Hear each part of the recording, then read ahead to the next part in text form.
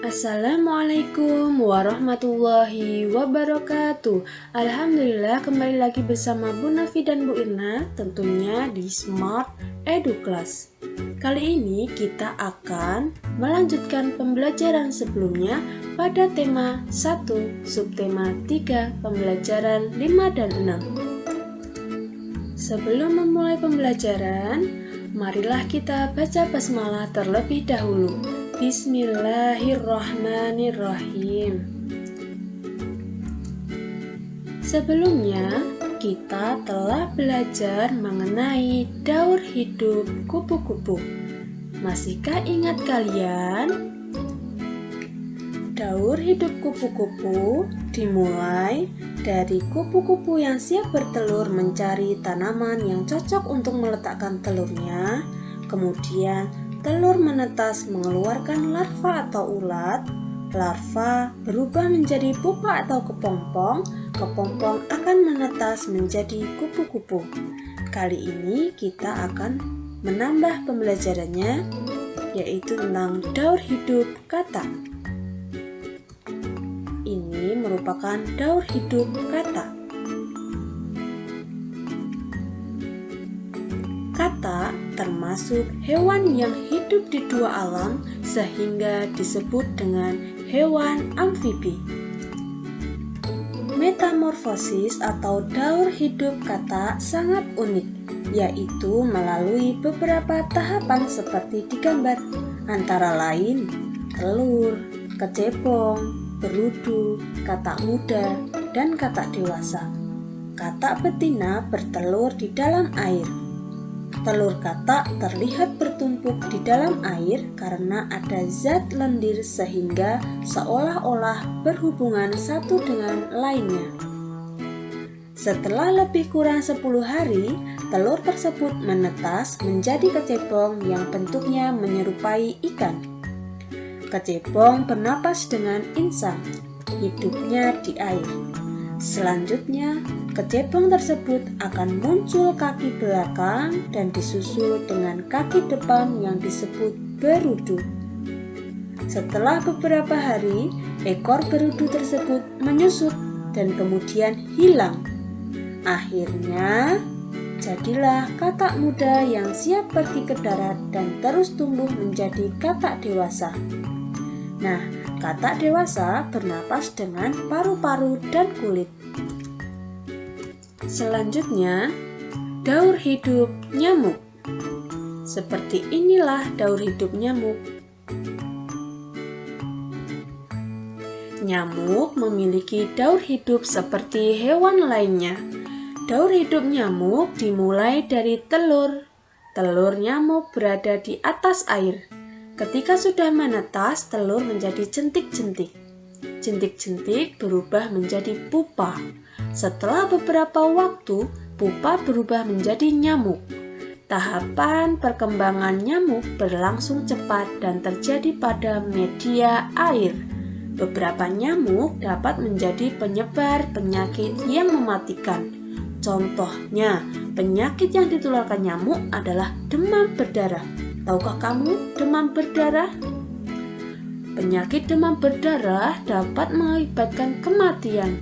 Selain demam berdarah, banyak lagi penyakit lain yang ditularkan nyamuk.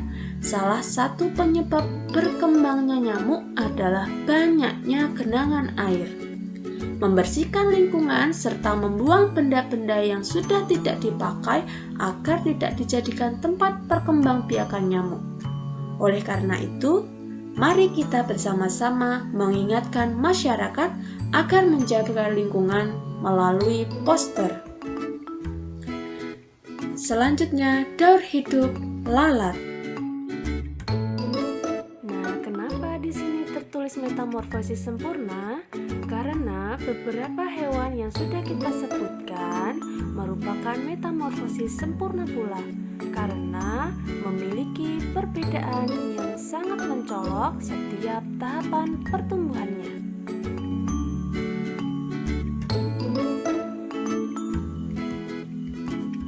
Lalat adalah serangga pembawa penyakit yang hidup di sekitar kita. Lalat berkembang biak dan mencari makanan di tempat yang kotor. Berikut merupakan tahap daur hidup lalat, yaitu telur, larva, pupa, dan lalat dewasa. Perhatikan kembali gambar daur hidup katak. Manakah tahapan yang paling penting menurutmu? Apa alasannya? Coba kalian tuliskan di buku kalian masing-masing. Ada banyak hewan di sekitar kita, misalnya ikan, ayam, kucing, dan kelinci. Mungkin beberapa di antara teman kita ada yang memelihara hewan tersebut dan menyukainya. Setiap hewan memiliki keunikan masing-masing sehingga membuat orang tertarik untuk memeliharanya. Namun, beberapa orang mungkin tidak berani memegang apalagi memeliharanya. Coba tuliskan saranmu agar temanmu dapat saling menghargai akan perbedaan keberanian. Dan tuliskan juga saran untuk temanmu agar lebih berani untuk memegang hewan tersebut. Semua orang memiliki keberanian yang berbeda-beda. Kita harus menghargai perbedaan itu. Kita juga harus membantu teman agar bisa lebih berani. Sebelum kalian memberikan saran terhadap suatu masalah, kamu harus memahami terlebih dahulu permasalahannya. Saran merupakan pendapat, usul, anjuran yang ingin disampaikan untuk dipertimbangkan. Saran yang diberikan kepada orang lain mungkin lebih dari satu. Nah, perbedaan saran yang ada harus kita terima dan dipilih secara benar sesuai permasalahan yang sedang dihadapi. Menghargai perbedaan pendapat merupakan sikap yang mulia. Lingkungan yang kotor dapat menjadi sarang lalat atau sarang hewan lainnya. Lalat tersebut akan membawa penyakit. Oleh sebab itu, kita harus saling mengingatkan agar menjaga lingkungan sekitar. Salah satunya dengan media poster. Tahukah kamu poster itu apa? Poster merupakan salah satu media publikasi atau plakat yang terdiri atas tulisan dan gambar, ataupun kombinasi antar keduanya dengan tujuan memberikan informasi kepada khalayak ramai. Di sini ada contoh poster untuk mengingatkan orang agar hidup bersih dan hidup sehat. Sebuah rumah sakit setiap hari dikunjungi 130 orang pasien. Dalam waktu 3 hari, berapa banyak pasien yang mengunjungi rumah sakit? Banyak pasien dihitung dengan perkalian. Perhatikan perkalian 130 dikali 3 dengan cara bersusun berikut ini. Yang pertama, 3 dikali 0 sama dengan 0.